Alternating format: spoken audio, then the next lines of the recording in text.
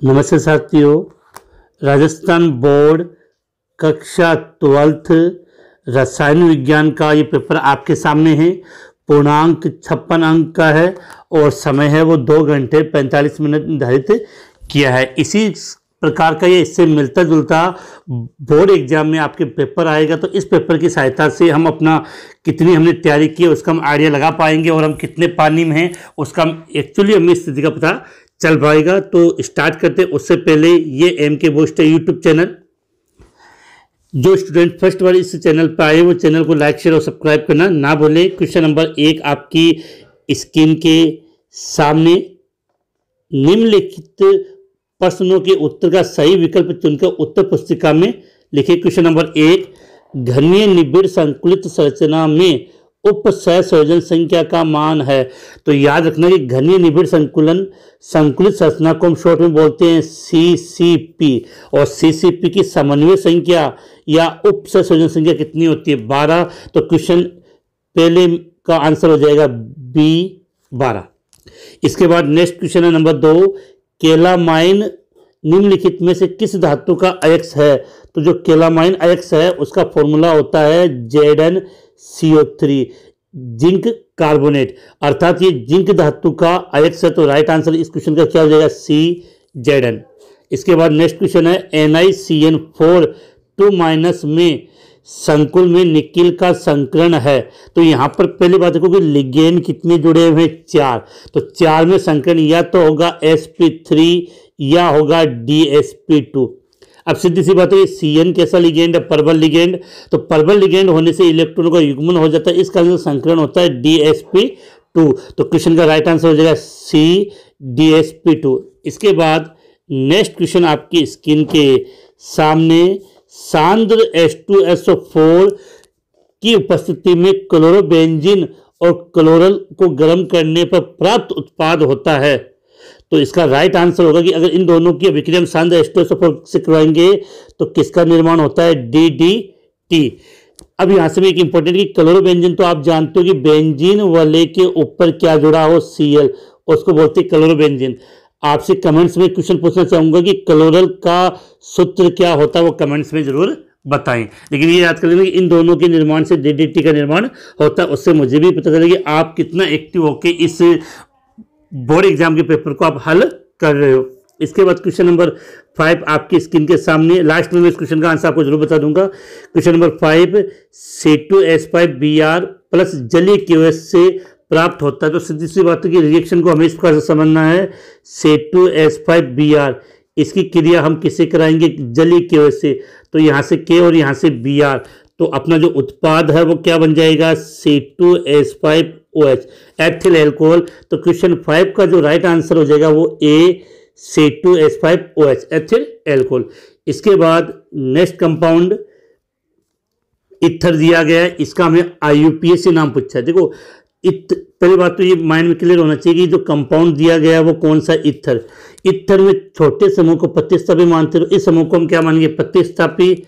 अब जो कितने कार्बन? 3, तो काउंटिंग कर लो 1 2 और ये 3 नंबर वाला कार्बन।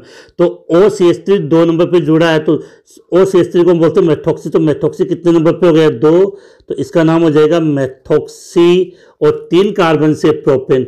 तो मेथोक्सी प्रोपेन इसका नाम है। आप क्वेश्चन में आंसर लिख लो, तो इसका राइट आंसर हो जाएगा C 2 मेथोक्सी प्रोपेन। इसके बाद नेक्स्ट क्वेश्चन, विटामिन B1 है। तो विटामिन B1 का रासायनिक नाम क्या होता है? थायमिन होता है। तो क्वेश्चन A इसका राइट आंसर हो जाएगा। और इसकी कमी से कौन सा रोग होता है? बेरी। कौन सा रोग होता है? बेरी। इसके बाद हम चलते हैं नेक्स्ट क्वेश्चन की तरफ। अगला क्वेश्चन, दूध में पाई जाने वाली, थोड़ी सी स्क्रीन को हम बड़ा कर लेते हैं जिससे आपको स्पष्ट नजर आ जाए कि दूध में पाई जाने वाली शर्करा है। तो आप सभी जानते हो कि दूध में पाई जाने वाली शर्करा कौन सी होती है? लैक्टोज होती है। कौन सी होती है? लैक्टोज, जो ग्लूकोज प्लस गैलेक्टोज से बनी होती है। नेक्स्ट क्वेश्चन, प्रोटीन के विकृतीकरण से इसकी कौन सी संरचना अप्रभावित? क्वेश्चन समझना, अप्रभावित रहती है। तो प्रोटीन के विकृतीकरण से उसकी प्राथमिक संरचना में कोई परिवर्तन नहीं होता है। तो क्वेश्चन 9 का राइट आंसर हो जाएगा प्राथमिक संरचना।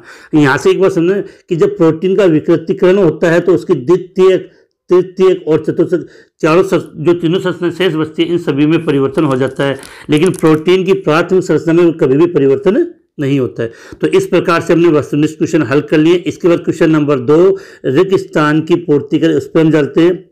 इसका पहला क्वेश्चन है सल्फाइड अयस्कों के सांद्रण मुख्यतः रिक्त स्थान विधि से किया जाता है। तो आप सभी जानते हो इस क्वेश्चन का आंसर बहुत ईजी है।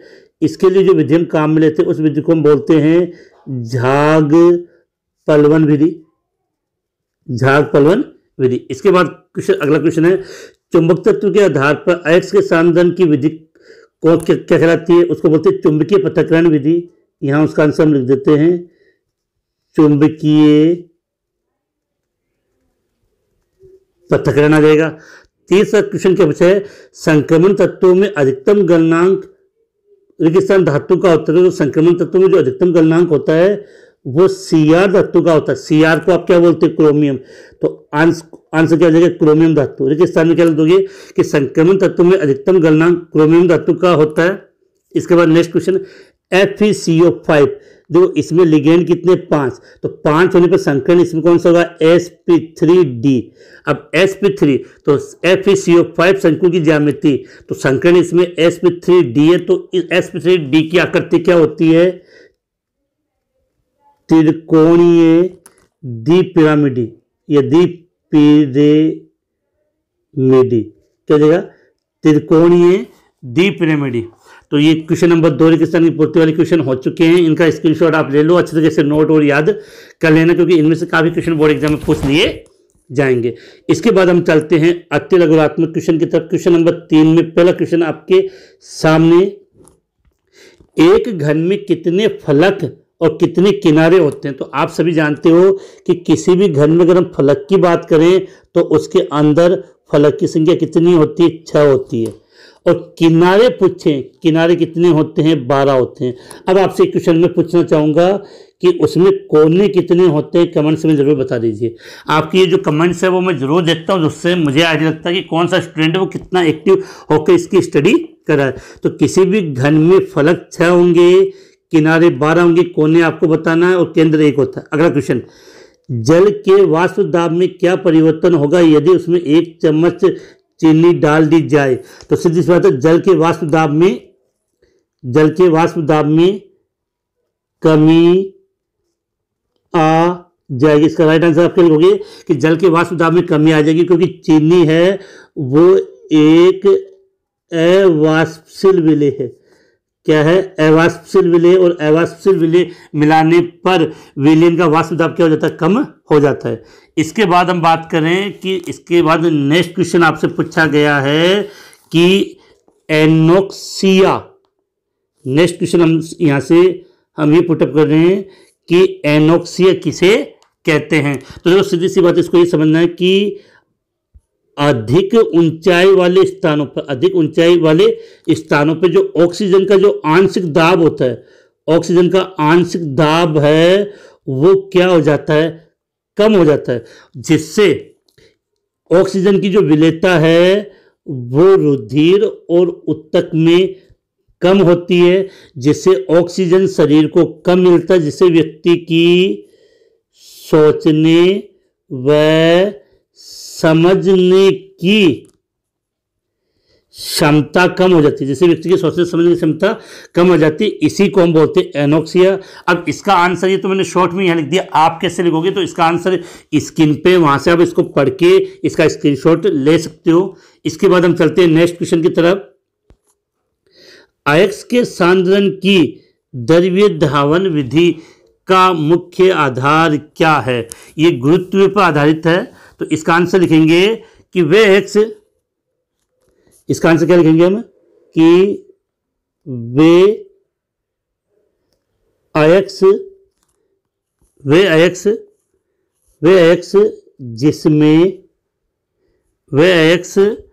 जिसमें अयस्क तथा गैंग के कणों के आपेक्षिक घनत्व में पर्याप्त अंतर हो, उनका पृथक्करण द्रव्य धावन विधि के द्वारा किया जाता है। इसका स्क्रीनशॉट आप ले लेना। इसके बाद है अगला क्वेश्चन कि लेंथेनाइड श्रेणी के प्रथम तत्व सीरियम का इलेक्ट्रॉनिक विन्यास लिखो। तो इसका इलेक्ट्रॉनिक विन्यास हम क्या लिखेंगे, जो सीरियम है वो परमाणु क्रमांक 58 पे आता है। उससे पहले अक्रिय गैस आती है जीनोन, तो एक्स लिख दिया। इसके बाद आप लिखोगे 4f 5d 6s। जीनोन का परमाणु क्रमांक होता है 54, तो 54 2 56 57 58। तो यह हो गया आपका सीरियम का इलेक्ट्रॉनिक विन्यास। इसके बाद नेक्स्ट क्वेश्चन, ये क्वेश्चन काफ़ी इंपॉर्टेंट है और काफ़ी अलग है और काफ़ी बच्चों को इसमें कंफ्यूजन हुआ होगा। 1 मेथिल साइक्लोहेक्सेनोल के अम्ल उत्प्रेरित निजलीकरण से प्राप्त मुख्य उत्पाद लिखिए। तो देखो 1 मेथिल साइक्लोहेक्सेन की अगर आप स्ट्रक्चर बनाना चाहो तो स्ट्रक्चर कैसे बनेगी, ये तो होगा देखो आपके CH3 और OH। 1 मेथिल साइक्लोहेक्सेन बेंजीन वाली नहीं है, ये 1 मेथिल साइक्लोहेक्सेन है। अब आपने इसको अम्ल उत्प्रेरित में इसका निजलीकरण करेंगे तो इसका जो मुख्य उत्पाद है वो आपका ये बनेगा, ये बन गया। अब ये कैसे बना है, तो इसका मैंने स्क्रीनशॉट आपकी स्क्रीन पे लगा दिया, वहां से आप इसको देख लेने, समझ लो अच्छी तरीके से।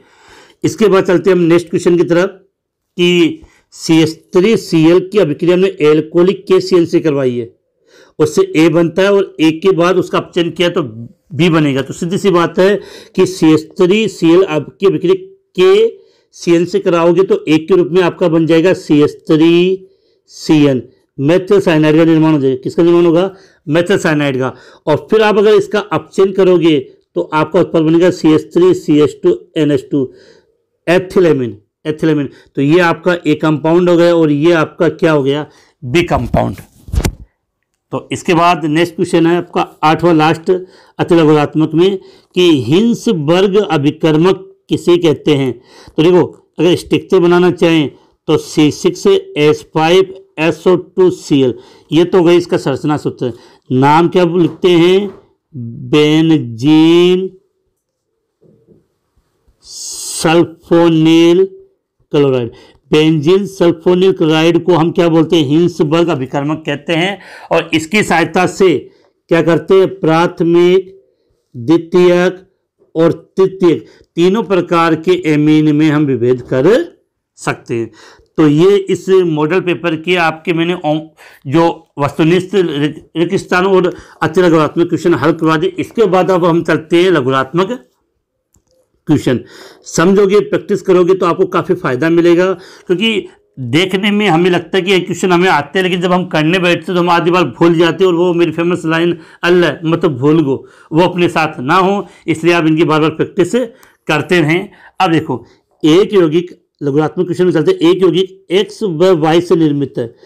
Y परमाणु के रेनाइन से क्या बना, CCP बना है। और X कहाँ है, उसके अष्टफलकीय, थोड़ा सा इसको छोटा कर लेते हैं, पसंद बड़ा है साइज इसकी, हाँ अब सही है। तो और जो X है उससे अष्टफलकीय रिक्तियां भरे जाते हैं, जो यौगिक का सूत्र। तो ऐसे क्वेश्चन में डायरेक्ट आपको उसका सूत्र बताना, तो उस यौगिक का सूत्र हो जाएगा XY। अब काफी बच्चे समझ नहीं पाएंगे सर ये XY कहाँ से आया, तो ये चैप्टर नंबर 1 से पूछा गया क्वेश्चन है। मैंने चैप्टर 1 की ऑनलाइन क्लास ली है, उसमें इस प्रकार क्वेश्चन मैंने अपनी उस ऑनलाइन क्लास में करवाया, तो आप वहां से जाके इनको डिटेल से देख सकते हो। यहाँ से मैं आपको एक महत्वपूर्ण बात और बता दूं कि अपनी केमिस्ट्री में जितने भी चैप्टर हैं उन सब के मैंने 1 शॉर्ट वीडियो बना रखे हैं। अगर आप उनको देख लोगे तो कम समय में आप किसी भी चैप्टर का है वो अच्छे तरीके से आप रिवीजन कर पाओगे, जिससे आपको अच्छे मार्क्स प्राप्त हो जाएंगे। इसके बाद चलते हैं नेक्स्ट क्वेश्चन की तरफ कि प्रतिलोह चुंबकत्व और फेरिक चुंबक तत्व में अंतर बताइए। जो सीधी सी बात है, सबसे पहला अंतर तो इनके हम एग्जाम्पल पर ले लेते हैं। प्रतिलोह चुंबक तत्व का सबसे अच्छा एग्जाम्पल पूछा जाता है वो है मैग्नीज ऑक्साइड MnO। और फेरिक चुंबक तत्व के अपने 2 एग्जाम्पल आपको याद करना है। एक तो होता है Mg Fe2O4, दूसरा ZnFe2O4। इनको बोलते हैं मैग्नीशियम फेराइट और जिंक फेराइट। पहला अंतर तो ये हो जाएगा। दूसरा प्रतिलोह चुंबक तत्व होता है, उसके चुंबकीय आघूर्ण का मान म्यू बराबर कंप्लीट 0 होता है, जबकि फेरिक चुंबक तत्व का जो चुंबकीय आघूर्ण का मान है वो म्यू बराबर 0 नहीं होता। शॉर्ट में मैंने आपको अंतर बता दिया। इसके बाद नेक्स्ट क्वेश्चन में आपके न्यूमेरिकल दिया गया चैप्टर नंबर 2 से कि 2.5 ग्राम एथेनोइक अम्ल को 75 ग्राम बेंजीन में विलयन की मोललता की गणना कीजिए। कभी कभार बच्चे इसमें जल्दीबाजी कर जाते हैं। यहाँ आपको समझना है कि क्या ज्ञात करना है, मोललता। तो मोललता को हम स्मॉल m से रिप्रेजेंट करते हैं और इसको ज्ञात करने का तरीका क्या होता है, विलय का भार। तो विलय आपको यहाँ क्या दिया, एथेनोइक अम्ल, तो एथेनोइक अम्ल का भार कितना है 2.5। फिर विलय का मोलर द्रव्यमान, एथेनोइक अम्ल का मोलर द्रव्यमान कितना होता है 60। फिर विलायक कितना दिया 75 ग्राम, और फिर ये ग्राम में लिए तो पूरे फॉर्मूले को कितने से मल्टीप्लाई कर दिया 1000 से। अब इस पूरे को आप कैलकुलेट करोगे तो आपका राइट आंसर आएगा 0.556 मोल प्रति किलोग्राम। तो इन क्वेश्चनों को अगर दोबारा हल करोगे तो आपको इनके आंसर भी मुजवानी याद हो जाएंगे। इसके बाद हम चलते हैं अब नेक्स्ट क्वेश्चन की तरफ कि इसके बाद हम बात करते हैं नेक्स्ट क्वेश्चन की तरफ। अगला प्रश्न है आपके सामने, असामान्य मोलर द्रव्यमान को समझाइए। तो यहां से आपको समझना कि जब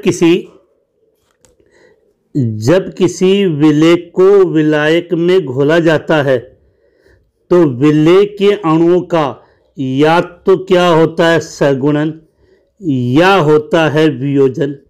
तो सहगुणन या वियोजन होने से उसका जो मोलर द्रव्यमान है, उसका मोलर द्रव्यमान का मान अनुमानित मान से या तो हो जाएगा कम या हो जाता है ज़्यादा। इसी को हम क्या कहते हैं, असामान्य मोलर द्रव्यमान कहते हैं। इसका आंसर आप कैसे लिखोगे तो वो आपकी स्क्रीन पे है, वहाँ से आप उसका स्क्रीनशॉट लेके के उसको अच्छे तरीके से याद कर सकते हो और इसी पर आपका वांटाप गुणांक आधारित है। इसके बाद नेक्स्ट क्वेश्चन है, एथिल एसीटेट के जल अपघटन का उदाहरण देखकर छद्म प्रथम कोटि अभिक्रिया समझाइए। देखो एथिल एसीटेट का फॉर्मूला क्या होता है, CH3COO2H5। एथिल एसीटेट, इसका आपने क्या कर दिया जल अपघटन, और कौन से माध्यम में, अम्लीय माध्यम में। तो बनता क्या आपका CH3COO, एसिटिक अम्ल प्लस C2H5OH, एथेनॉल बनता है। अब क्या होता है कि इस अभिक्रिया में जो जल है वो किस में लिया गया है, आधिक्य में। तो इसकी सांद्रता में कोई परिवर्तन नहीं होता अभिक्रिया के दौरान। तो अभिक्रिया का जो वेग केवल इसकी सांद्रता पर निर्भर करता है। इस कारण से इस अभिक्रिया की जो कोटि है वो क्या होती है, प्रथम कोटि होती है। अभिक्रिया की कोटि क्या होती है, प्रथम कोटि। लेकिन अभिक्रिया में कितने अणु भाग लिए, 2 अणु। इस कारण से इसकी जो अणु संख्यता होती है उसका मान कितना होता है 2। जब किसी अभिक्रिया की कोटि प्रथम हो लेकिन अणु संख्यता 2 या 2 से अधिक हो तो उस अभिक्रिया को हम छद्म प्रथम कोटि अभिक्रिया कहते हैं। और सबसे इंपॉर्टेंट है ये जो रिएक्शन का जो मैंने एग्जाम्पल यहाँ पे लिखा है वो अच्छे तरीके से आप याद कर लेना। इसके बाद नेक्स्ट क्वेश्चन की बात करते हैं कि अभिक्रिया की कोटि और अणुसंख्यता में हमें अंतर करना है। तो सीधी बात है, जब भी कोटि और अणुसंख्यता में अंतर करना होता है तो एक तरफ क्या लिख दिया आपने कोटि और एक तरफ क्या लिख दिया अणुसंख्यता। देखो अभिक्रिया की कोटि में क्या होता है कि वेग निर्धारक पद में जितने अणु की सांद्रता में परिवर्तन होता है वो कहलाती है अभिक्रिया की कोटि। अभिक्रिया की कोटि की वेग निर्धारक पद में जितने अणु भाग लेते हैं, जितने अणु की सांद्रता में परिवर्तन होता है वो कहलाते हैं अभिक्रिया की कोटि। और किसी अभिक्रिया में भाग लेने वाले सभी अणु क्या कहलाते हैं, सभी अणु की संख्या अणुसंख्यता कहलाती है। इसके अलावा अभिक्रिया की जो कोटि है वो कभी शून्य भी हो सकती है, अणुसंख्यता होती है। एक मिनट, देखिए अभिक्रिया की जो अणुसंख्यता है वो कभी भी शून्य नहीं होती है। कोटि का मान पूर्णांक में भिन्नात्मक दोनों हो सकता है और अणुसंख्यता का मान केवल पूर्णांक में होता है। और इसका आंसर आप बोर्ड एग्जाम में कैसे लिखोगे वो आपकी स्क्रीन के सामने, और वहां से आप इसको नोट कर ले, इसका स्क्रीनशॉट लेकर आसानी से इसको नोट कर सकते हैं। इसके बाद अब हम चलते हैं नेक्स्ट क्वेश्चन की तरफ कि थोड़ा सा स्क्रीन बड़ी कर लेते हैं। क्वेश्चन कि कोई धातु अपनी उच्चतम ऑक्सीकरण अवस्था में केवल ऑक्साइड और फ्लोराइड ही क्यों प्रदर्शित करते थे। एक बात और करना कि कोई भी धातु अगर अपनी उच्चतम ऑक्सीकरण अवस्था में होगी तो उस पे धनावेश का मान उच्च होगा, और उस धनावेश को बराबर करने के बराबर केवल ऑक्साइड और फ्लोराइड ही कर सकते हैं। तो इसका आंसर फिर ऐसे लिखोगे कि ऑक्सीजन व फ्लोरीन के छोटे आकार, एक तो इनका आकार क्या होता है छोटा आकार, एवं उच्च विद्युत ऋणता के कारण, उच्च जो ऑक्सीजन और फ्लोरीन के छोटे आकार और उच्च विद्युत ऋणता के कारण ही जो कोई भी संक्रमण धातु जो अपनी उच्चतम ऑक्सीजन अवस्था होती है उसमें ऑक्साइड और फ्लोराइड ही बनाती है। इतना शॉर्ट में आंसर लिखोगे तो आपको नंबर पूरे मिल जाएंगे। मेन बिंदु पॉइंट है वो हमने लिख दिए हैं। इसके बाद चलते हैं हम नेक्स्ट पॉइंट पे। अगला क्वेश्चन आपके कि संक्रमण तत्व परिवर्तनशील ऑक्सीकरण अवस्था प्रदर्शित करते हैं क्यों? तो सीधी सी बात है क्योंकि संक्रमण तत्व, क्योंकि इसका आंसर अगर लिखना चाहो तो शॉर्ट में लिख सकते हैं क्योंकि N-1D तथा NS कक्षकों की ऊर्जा में बहुत कम अंतर होता है,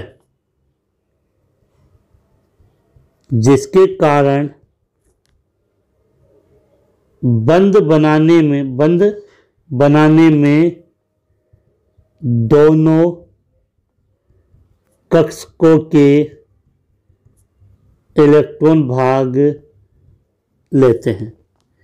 इसके बाद नेक्स्ट क्वेश्चन की बात करें, स्क्रीनशॉट आप ले लें कि संक्रमण तत्वों के यौगिक प्राय अनुचुंबकीय होते, क्या होते हैं अनुचुंबकीय। सीधा से इसका आंसर लिखोगे क्योंकि इनमें अयुग्मित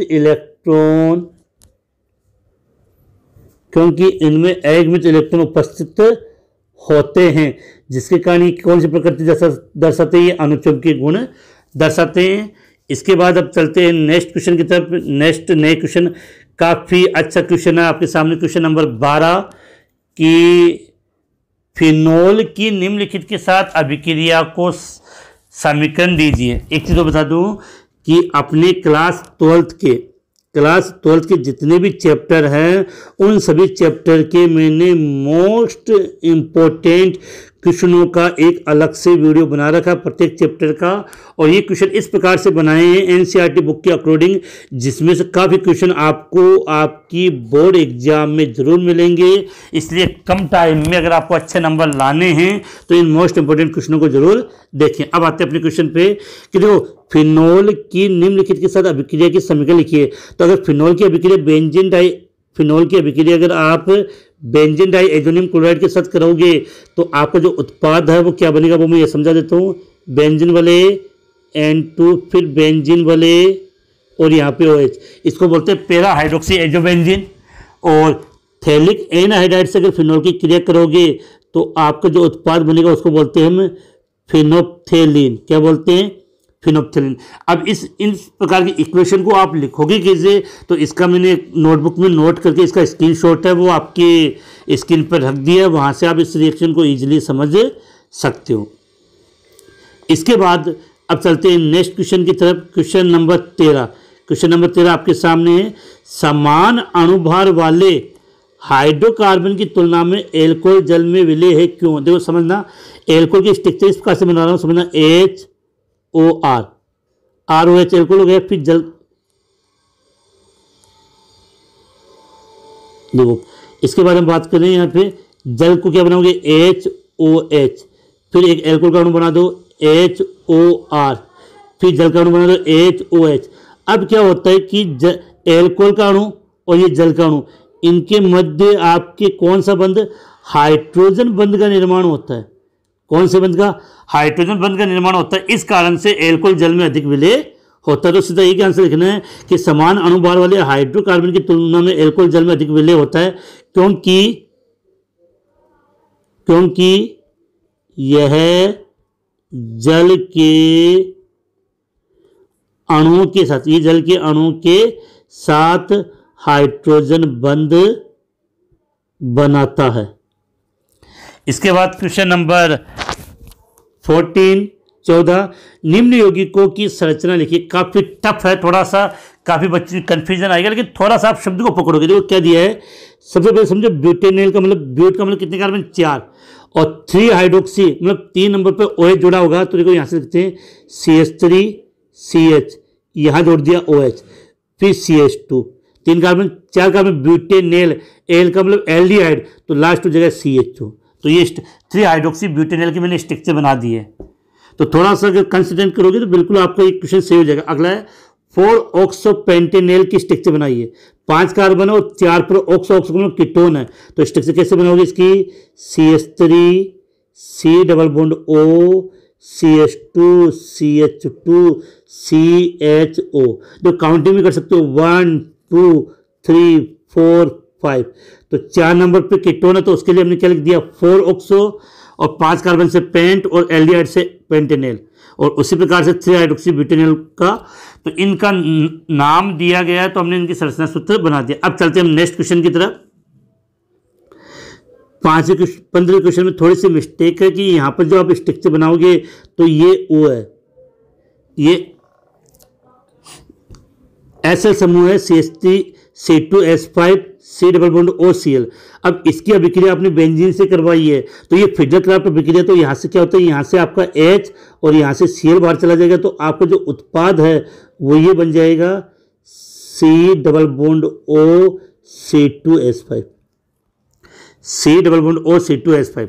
इसके बाद CH3 C triple bond CH, ये हो गया प्रोपाइन।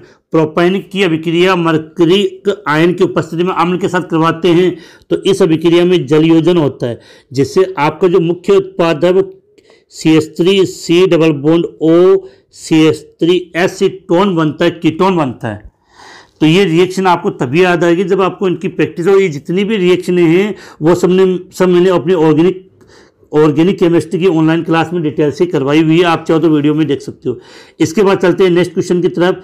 अब यहाँ तक तो थे अत्य लघुरात्मक क्वेश्चन। अब हम बात करते हैं दीर्घ उत्तरीय प्रश्नों की तरफ। इन प्रश्नों की सबसे विशेष बात है कि इन सभी क्वेश्चनों में आपको क्या मिलेगा, अथवा के रूप में प्रश्न मिलेगा, अर्थात या तो ये क्वेश्चन कर सकते हो या ये क्वेश्चन, तो ये काफी प्लस पॉइंट है। इन दोनों में से जो क्वेश्चन हमें इजी लगेगा हम उसको इजिली कर सकते हैं। तो स्टार्ट करते हैं दीर्घ उत्तरात्मक प्रश्न, क्वेश्चन नंबर 16 आपके स्क्रीन के सामने।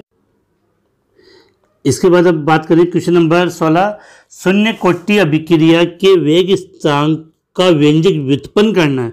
तो जब आप व्यंजक व्युत्पन्न करोगे तो आपके पास फॉर्मूला क्या आएगा, K0 बराबर R0 minus R upon T, या कुछ स्टूडेंट इसको ऐसे लिखते हैं K0 बराबर X अपॉन T। तो दोनों ही सही है। जब आप व्युत्पन्न करोगे तो लास्ट में आपको डेरिवेशन ये प्राप्त होगा। डेरिवेशन आप कैसे करोगे, तो इसका एक मेरी ऑनलाइन क्लास का स्क्रीनशॉट मैंने स्क्रीन पे लगा दिया, आप इसको डिटेल से देख लो। और एक विशेष बात आपको मैं बता दूं कि शून्य कोटि और प्रथम कोटि इन दोनों को अच्छे तरीके से याद कर लें। इनमें से एक क्वेश्चन आपको बोर्ड एग्जाम में जरूर मिल जाएगा। इसके बाद हम चलते हैं इसके अथवा वाले क्वेश्चन की तरफ कि प्रथम कोटि अभिक्रिया के लिए वेग स्थान K का मान आपको ये दे दिया, और इसके लिए हमें अदायुकाल की गणना करनी। तो प्रथम कोटि अभिक्रिया के अदायुकाल ज्ञात करने का फॉर्मूला क्या होता है, T½ बराबर 0.693/K। K का मान दे दिया तो लिख लो यहाँ पे 0.693 बट्टे में 5.5 इंटू 10 की पावर -4।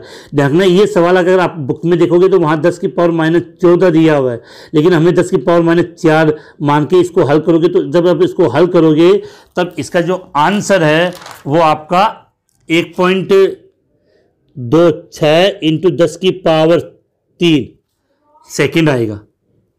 तो ध्यान रखना कि इतना कैलकुलेट करने से काम नहीं चलेगा, इसका पूरा आंसर अपने को बताना पड़ेगा। और मैंने साफ कहा कि 2-3 बार अगर आप इन सवालों को हल कर लोगे तो आपको ये आंसर याद हो जाएगा। इसके बाद इसका अगला पोर्शन है कि अभिक्रिया दर का मात्रक लिखें। अभिक्रिया दर या अभिक्रिया का वेग का मात्रक, तो इसका मात्रक क्या होता है, mole litre second inverse. Mole litre inverse second inverse अभिक्रिया की दर या अभिक्रिया के वेग का मतलब क्या होता है, mole litre inverse second inverse होता है। और शून्य कोटि अभिक्रिया के वेग नियतांक का मात्रक भी यही होता है। इसके बाद क्वेश्चन 17 चैप्टर नंबर 11-10 से क्वेश्चन है कि वोल्टेज अभिक्रिया से किस एल्केन को हम नहीं बना सकते, तो यहाँ रखना, इसका राइट आंसर होगा मेथेन। वोल्टेज अभिक्रिया से हम किस एल्केन को नहीं बना सकते, मेथेन, क्योंकि देखो वोल्टेज अभिक्रिया में क्या होता है कि एल्किल हैलाइड की क्रिया आप किससे करवाते हो, सोडियम धातु से, तो यहाँ पर आपको एल्किल हैलाइड के दो अणु मिलते हैं, तो यहाँ से ये तो अलग हो जाएगा। अब ये आर और ये आर जोड़ेगा, अगर इस आर में भी अगर एक कार्बन हो और इस आर में भी एक कार्बन हो, तो दोनों के जुड़ने से कम 2 कार्बन वाला उत्पाद बनेगा। तो मेथेन में होता है एक कार्बन। इस कारण से वोल्टेज अभिक्रिया के अंदर, कौन सी अभिक्रिया, वोल्टेज अभिक्रिया के अंदर हम कौन से एल्किन का निर्माण नहीं कर सकते, मेथेन का निर्माण नहीं कर सकते। इसके बाद अगला क्वेश्चन कि जलीय एल्किल क्लोराइड जलीय KOH के साथ तो एल्कोहल बनाता है, और एल्कोहलिक KOH की उपस्थिति में मुख्य उत्पाद, थोड़ा सा इसकी साइज छोटी करनी पड़ेगी क्वेश्चन,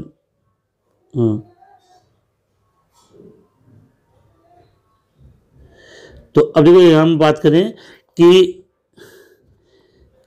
जलीय एल्किल क्लोराइड जलीय KOH के साथ तो एल्कोहल बना रहा है, लेकिन एल्कोहलिक KOH के साथ मुख्य उत्पाद के रूप में एल्किन बना रहा है। क्यों, देखो अगर एल्किल क्लोराइड की अभिक्रिया जलीय KOH के साथ करोगे तो यहाँ पर जो अभिक्रिया संपन्न होती है वो होती है आपकी नाभिक स्नेही प्रतिस्थापन अभिक्रिया, और नाभिक स्नेही प्रतिस्थापन अभिक्रिया संपन्न होती है। लेकिन जब एल्कोहलिक KOH से अभिक्रिया कराते हो तो बीटा विलोपन अभिक्रिया संपन्न होती है। अब अभिक्रिया कैसे संपन्न होती है वो आपकी स्क्रीन पे मैंने लगा दिया है, वहां से आप इसको देख के समझ के नोट कर सकते हो। इसके बाद इसके अथवा वाले क्वेश्चन में चलते हैं कि SN1 अभिक्रिया की क्रिया विधि समझाई। देखो SN1 अभिक्रिया वो है, वो 2 पदों में संपन्न होती है। पहले पद में कार्बोकेटाइन बनता है और दूसरे में नाभिक स्नेही का आक्रमण होता है। तो इसकी क्रिया विधि आप कैसे लिखोगे वो आपकी स्क्रीन के सामने है, और बिल्कुल SN1 या SN2 दोनों की क्रिया विधि में से एक क्वेश्चन है, आपको बोर्ड एग्जाम में जरूर पूछ लिया जाएगा।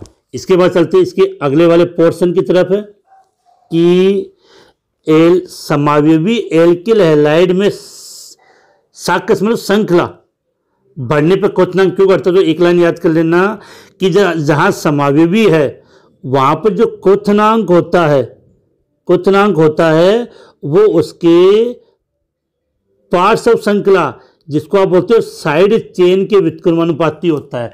तो पार्श्व श्रृंखला जितनी ज़्यादा होगी उसके क्वथनांक में उतनी कमी आती है, क्योंकि पार्श्व श्रृंखला बढ़ने पर उसके पृष्ठ क्षेत्रफल में कमी आती है, जिससे उनके मध्य बनने वाले दुर्बल वांडावास जो बल होते हैं वो कम हो जाते हैं। तो ये इसका आंसर आप लिख के आ सकते हो। इसके बाद क्वेश्चन नंबर 18 जो चैप्टर नंबर आपके 13 एमीन वाले में से, देखो क्वेश्चन नंबर 18 में क्या पूछा आपको, निम्नलिखित को उनकी क्षारीय सामर्थ्य के कौन से क्रम में बढ़ते हुए क्रम में, ये तो गए मेथिलेमीन, ये एनिलीन, ये डाइफेनिल एमीन। देखो बेंजीन वाले जुड़ने पर क्षारीयता में कमी आती है, तो सबसे अधिक क्षारीयता इसकी हो जाएगी, उससे कम इसकी और सबसे कम इसकी। तो इसका क्रम कैसे लिखेंगे, C6H5 2NH, सबसे कम तो इसकी हो जाएगी, फिर उससे अधिक C6H5NH2 और सबसे कम CH3NH2, सॉरी सबसे ज़्यादा इसकी हो जाएगी। तो मेथिल एमीन की सबसे ज़्यादा इसकी होगी, उससे कम एनिलीन की और सबसे कम इसकी हो जाएगी। इसके बाद नेक्स्ट क्वेश्चन में आपको पूछा गया है कि सैंडमायर अभिक्रिया, किसकी बात करें अगला, सैंडमायर अभिक्रिया और गाटरमान अभिक्रिया की हमें रासायनिक समीकरण लिखनी है। देखो दोनों अभिक्रियाओं में जो मेन अंतर क्या है, जो सैंडमायर अभिक्रिया होती है वो क्यूप्रस हैलाइड की उपस्थिति में होती है, और गाटरमान अभिक्रिया है वो कॉपर चूर्ण की उपस्थिति में होती है। तो दोनों अभिक्रियाओं के समीकरण कैसे लिखेंगे वो आपकी स्क्रीन के सामने। एक महत्वपूर्ण बात और बता दूं मैं आपको, आपकी ऑर्गेनिक केमिस्ट्री में जितनी भी नेम रिएक्शन है उन सबका मैंने पर्टिकुलर अलग से वीडियो बना रखा है, और वो एमके बॉयज यूट्यूब चैनल पर मिल जाएगा। आप उनको देख लें, प्रत्येक नेम रिएक्शन जिससे वो आपको इजीली याद हो जाए। प्रत्येक नेम रिएक्शन का अलग अलग वीडियो बना रखा है। इसके बाद इसके अथवा वाले क्वेश्चन की तरफ हम आगे बढ़ते हैं। इसके बाद इसके अथवा वाले क्वेश्चन की बात करते हैं। C6H5N2Cl की क्रिया CuCN की उपस्थिति में पोटेशियम साइनाइड से करो, जिससे A बन गया और A का अम्लीय जल अपघटन करेंगे तो B बनेगा, तो उत्पाद क्या होगा। अब ये थोड़ा सा अगर बच्चा अपना IQ यूज करे तो कुछ फायदा तो हमें पेपर से मिल जाता है। ये यहाँ से लेकर यहाँ तक जो रिएक्शन है वही रिएक्शन क्या आपकी सेंडमायर अभिक्रिया है, तो लिखनी तो चाहे आप लिख सकते हो। अब इसकी अभिक्रिया आप यहाँ करवाओगे तो आपको जो उत्पाद है वो ये मिलेगा C6H5Cl, फेनल साइनाइड बन जाएगा। और इसका अम्लीय माध्यम में जब आप जल अपघटन करोगे तो आपको बेंजोइक अम्ल C6H5COOH ये मिलेगा, बेंजोइक अम्ल प्राप्त हो जाएगा। तो ये तो हो गया आपका A इस अभिक्रिया का, और ये आपका क्या हो गया B। अब देखो नीचे वाले क्वेश्चन की बात करते हैं। CH3Br की क्रिया पोटेशियम साइनाइड से करवाई, तो यहाँ से K और यहाँ से Br अलग हो जाएगा, तो A के रूप में क्या बन जाएगा CH3Cl मेथिल साइनाइड। और इस मेथिल साइनाइड का आपने अपचयन किसके द्वारा, लिथियम एल्यूमिनियम हाइड्राइड के द्वारा अपचयन करोगे तो आपका बन जाएगा CH3CH2NH2 एथिलेमिन। तो ये तो बन गया आपका A और ये बन गया आपका B। तो ये रिएक्शन वाले क्वेश्चन है वो काफ़ी बच्चों को हार्ड लगते हैं, लेकिन मैं ये मानता हूँ कि अगर आपको ये रिएक्शन आती है तो ये क्वेश्चन काफ़ी इजी है, और बस A और B को बताते ही आपको पूरे में से पूरे नंबर मिल जाते हैं। इसके बाद चलते हैं नेक्स्ट क्वेश्चन की तरफ। Chapter number 19 coordination, question number 19 chapter number 9 से कोऑर्डिनेशन कंपाउंड, काफ़ी अच्छे क्वेश्चन है। देखो पहला क्वेश्चन पूछा है K3Fe2O4 संकुल का IUPAC नाम लिखना, तो IUPAC नाम इसका क्या हो जाएगा, पोटेशियम, लिगेंड कितने 3, तो 3 के लिए ट्राई, C2O4 को बोलते हैं ऑक्सोलेटो। तो पोटेशियम ट्राई ऑक्सोलेटो ऋणात्मक संकुल है, इस कारण से नाम के अंत में 8 आ गया, तो फेरेट। इसमें F का ऑक्सीकरण अंक होता है थर्ड, तो इसका IUPAC नाम क्या है, potassium trioxalato ferrate third. Screenshot ले लो जल्दी से। इसके बाद नेक्स्ट आपसे पूछा है VBT के आधार पर NiCl4 2- संकुल की ज्यामिति और चुंबकीय प्रकृति। देखो समन्वय संख्या 4 है, दुर्बल लिगेंड है, इस कारण से NiCl4 के अंदर जो संकरण होगा वो sp3 होगा, और संकरण sp3 होने से इसकी जो ज्यामिति है वो कैसी होगी, चतुष्फल की। और Cl दुर्बल लिगेंड होने से इलेक्ट्रॉनों का युग्मन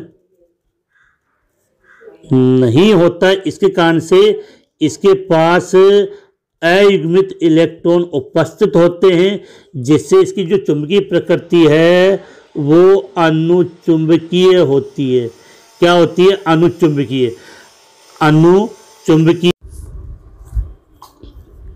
तो इसकी चुंबकीय प्रकृति क्या होगी, अनुचुंबकीय। देखो कि इस VBT के आधार पर इस निकल के 3-4 ऐसे कंपाउंड है, तो इन सब कंपाउंड को मैंने अपनी ऑनलाइन क्लास में एकदम डिटेल से समझाया हुआ है। NiCl4 को कैसे समझाया उसका एक स्क्रीनशॉट है, वो आपकी स्क्रीन के सामने, आप इसको अच्छे तरीके से समझ पाओगे यहाँ से। इसके बाद हम चलते हैं इसके नेक्स्ट पोर्शन पे क्वेश्चन के कि PtCl2NH3 के संदर्भ में ज्यामितीय समन्वयता को समझाइए। देखो इसकी समन्वय संख्या कितनी, 2 2 4, तो 4 में इसके समपक्ष और विपक्ष में बनते हैं, तो कैसे बनाएंगे, यहाँ पे बना दूं मैं आपको कि ये हमने प्लेटिनम चारों तरफ 4 जोड़ेंगे, तो समपक्ष रूप में क्या होते हैं, सामान्य लिगेंड एक तरफ होंगे, NH3 इधर, Cl इधर। अगर हमें इसका कौन सा रूप बनाना, ये तो हो गया समपक्ष रूप, लेकिन विपक्ष रूप जब बनाएंगे तो उसमें जो Cl होंगे, जो समान लिगेंड होंगे जैसे NH3 वो एकदम विपरीत दिशा में होते हैं। तो ये रूप तो इसका कौन सा हो गया, समपक्ष रूप, और ये रूप इसका हो गया विपक्ष रूप। तो इसके PtCl2NH3 के ज्यामितीय समाविवी वो मैंने यहाँ पे बना दिए हैं समपक्ष और विपक्ष रूप में, तो ये हो जाएगा। इसके बाद इसके नेक्स्ट पोर्शन की तरफ चलते हैं। अथवा में क्वेश्चन आपको पूछेगा, द्विक लवण और संकुल लवण में अंतर बताते हुए दोनों का एक एक उदाहरण दीजिए। देखो, दिक लवण को जल में घोलने पर पूर्णतः ये अपने आयनों में टूट जाता है, जबकि संकुल लवण को जल में घोलते हैं तो ये पूर्णतः अपने आयनों में नहीं टूटते और संकुल आयन बनाते हैं। इसके अलावा जो दिक लवण होते हैं इनमें केवल आयनिक बंध पाए जाते हैं और संकुल लवण में आयनिक बंध के साथ इनमें उप सहसंयोजक बंध भी पाए जाते। तो ये दो अंतर सफिशिएंट है। इसके बाद जो इस क्वेश्चन में पूछा गया है कि दोनों के एक एक उदाहरण दीजिए। तो दिक लवण के लिए तो सबसे अच्छा एग्जांपल अगर हम बात करें तो वो होता है आपका पोटास एलम।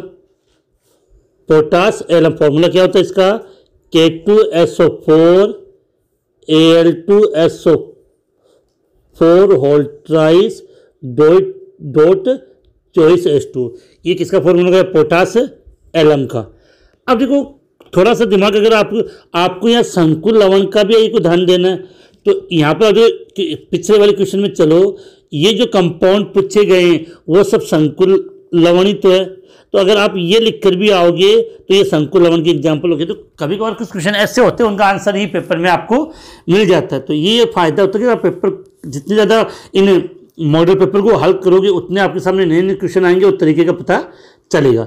इसके अलावा एक क्वेश्चन मैं आपके लिए दे रहा हूँ। आपने एक कंपाउंड का नाम सुना होगा मोहर लवण, या कुछ बच्चे इसको बोल देते हैं मोर लवण। तो मोहर लवण या मोर लवण का सूत्र क्या होता है वो आप कमेंट्स में ज़रूर बताएं। इसके बाद इसी क्वेश्चन का नेक्स्ट पार्ट जो पोर्शन है वो फलकीय और रेखांशिक समन्वयता को समझाइए। तो फलकीय और रेखांशिक समन्वयता उन कंपाउंड में पाई जाती है जिनमें समन्वय संख्या कितनी हो, 6 होती है। अब समन्वय संख्या 6 होती है, लेकिन इनमें क्या होते हैं, जो 6 लिगेंड होंगे उनमें 3-3 लिगेंड समान होते हैं। 3-3 लिगेंड समान होते हैं। अगर तीनों समान लिगेंड एक तरफ है तो बोलते हैं फलकीय, और एक तरफ ना हो तो रेखांशिक। इसका स्क्रीनशॉट मैंने आपकी स्क्रीन पर लगा दिया है, वहां से आप उसको देख सकते हो, अच्छे तरीके से समझ के नोट कर सकते हो। इसके बाद अगर हम आगे बात करें तो इसके बाद हम इस चैप्टर का लास्ट क्वेश्चन लेते हैं, क्वेश्चन नंबर 20। ऑक्सैलिक अम्ल का संरचना सूत्र लिखिए। देखो संरचना सूत्र ऑक्सैलिक अम्ल अर्थात इसमें 2 कार्बोक्सिल हमको जोड़ दो, COOH। इसको हम बोलते हैं ऑक्सैलिक अम्ल। और इसका अगर आप आईपी से नाम भी लिखना चाहो तो 2 कार्बन से इसका नाम हो जाता है एथेन। अम्ल 2 है तो क्या लगा दिया, डाई। अम्ल का अनुलग्न होता है ओइक अम्ल, तो इसका ऑक्सैलिक अम्ल का आईपी से नाम क्या दिया, एथेन डाइक ओइक अम्ल। पूछा नहीं, क्या सवाल में क्या पूछा गया है, संरचना सूत्र जो मैंने यहाँ बना दिया है। इसके बाद अगला क्वेश्चन है, निम्न को उनके क्वथनांक के बढ़ते हुए क्रम में व्यवस्थित कीजिए।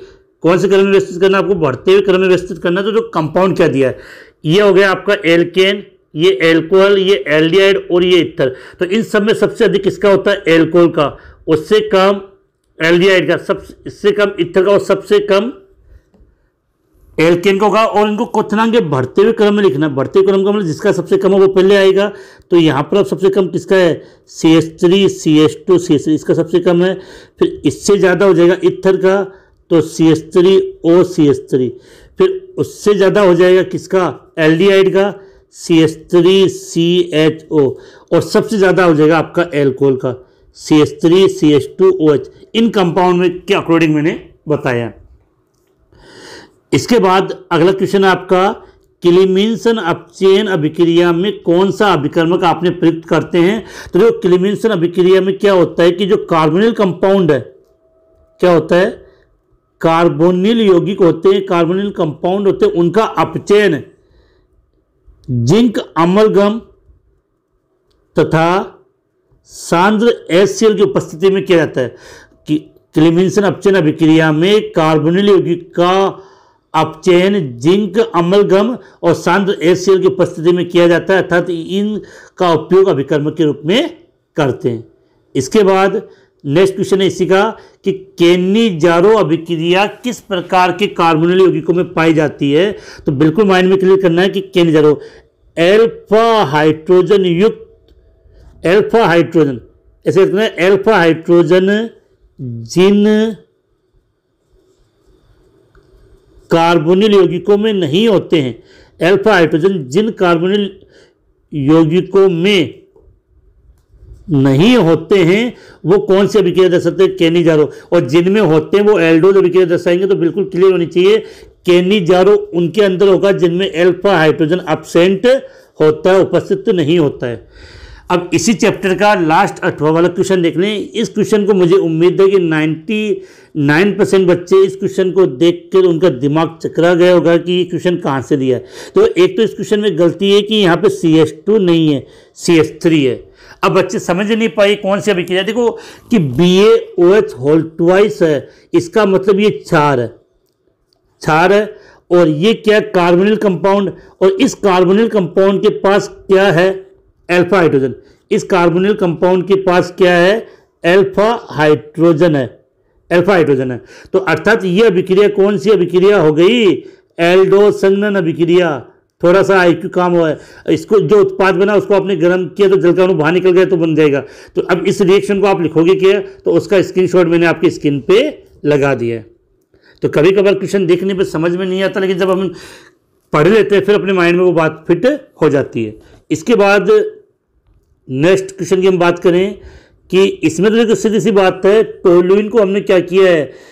क्षारीय केमोनोफोर के साथ गर्म किया है। तो क्षारीय केमोनोफोर के साथ गर्म करते हैं तो यहाँ पर इसका कार्बोक्सिलिक अम्ल का लवण प्राप्त हो जाता है। ये प्राप्त हो गया। अब इसका आपने क्या कर दिया? अम्लीय माध्यम में जल अपघटन, तो यहाँ से आपको ये बेंजोइक अम्ल प्राप्त हो जाएगा। ये क्वेश्चन बोर्ड एग्जाम में आया हुआ भी है। बिल्कुल रिएक्शन आप एज इट इज याद कर लेना। इसके बाद हम बात करें अगले क्वेश्चन की कि कोल्बे विद्युत अपघटन को समझाइए। कोल्बे विद्युत अपघटन की समीकरण है जिससे एल्केन बनता है। तो रिएक्शन कैसे याद करनी है कि इस रिएक्शन में क्या होता है कि कार्बोक्सिलिक अम्ल के सोडियम लवण को हम लेते हैं या पोटेशियम लवण को भी हम ले सकते हैं, और उसमें हम क्या प्रभावित करते हैं? विद्युत धारा। तो इससे क्या ये दोनों आर जुड़ जाएंगे तो ये तो बन गया आपका एल्केन, और यहाँ से ये CO2, 2 CO2 के अणु प्लस 2 Na अलग हो जाते हैं। तो इस अभिक्रिया में जो एल्केन है ये तो प्राप्त हो जाता है एनोड पे, और जो सोडियम धातु है वो प्राप्त हो जाती है आपकी कैथोड पे। तो ये कोल्बे विद्युत अपघटन की रासायनिक समीकरण है वो मैंने आपको यहाँ पे लिख दिया। इसके बाद आज का ये लास्ट क्वेश्चन कि किस कार्बोक्सिलिक अम्ल का उपयोग नायलॉन 66 के निर्माण में किया जाता है? देखो एक चीज समझो, एक बाहुलक वाला चैप्टर था वो कोविड के कारण अपने हटा दिया, लेकिन समझा दो नायलॉन 66 की एक इकाई इकाई तो होती है आपकी हेक्सा डाई, एक मिनट नाम होता है यहाँ लिख दूंगा से, हेक्सा मेथिलीन डाइएमीन। दूसरी एक इकाई होती है एडीपिक अम्ल, ये आ गया। अब एडीपिक अम्ल में कार्बोक्सिलिक अम्ल होता है, तो किस कार्बोक्सिलिक अम्ल का उपयोग नायलॉन 6 के निर्माण किया जाता है? तो आंसर होगा एडीपिक अम्ल। अब एडीपिक अम्ल की मैं स्ट्रक्चर बना दूं तो स्ट्रक्चर क्या होती है? HOOC CH2 कितने हो गए? 4 COOH, इसको हम बोलते हैं एडीपिक अम्ल। तो किस कार्बोक्सिलिक अम्ल को पूछे तो आंसर ये हो जाएगा। मुझे उम्मीद है आपने प्री बोर्ड के पेपर का मिलान इन आंसरों से कर लिया होगा। आपके कितने नंबर बने हैं वो आप कमेंट्स में जरूर बताएं कि 56 में से आपने ये प्री बोर्ड का जब पेपर हल किया तो आपके कितने नंबर आए। मैंने बार बार कहा है कि जब आप इन क्वेश्चनों को हल देखने में आपको ये लगेगा कि ये सब क्वेश्चन आपको आते हैं, लेकिन जब आप इनको हल करोगे, लिखोगे और जब लिखने बैठोगे तो आपके माइंड में एक ही बात आएगी, अल्लाह मत भूल गो। तो वो बात अपने साथ नहीं आए, इसलिए इनकी बार बार प्रैक्टिस करते रहें। 56 में से कितने नंबर आपके आए हैं वो कमेंट्स में बताएं, और सबसे विशेष कमेंट से करें इस शेखावटी मिशन 100 का ये जो मॉडल पेपर है इसका लेवल कैसा दिया है वो भी कमेंट्स में आप जरूर बताएं। कल फिर मिलेंगे नए, कल अपना जो प्री बोर्ड का लास्ट पेपर है उस नया पेपर होगा बिल्कुल अलग कहीं का, तो तैयारी रखें। बिल्कुल मिलते हैं नेक्स्ट प्री बोर्ड के मॉडल पेपर में। इसी के साथ जय हिंद, जय भारत।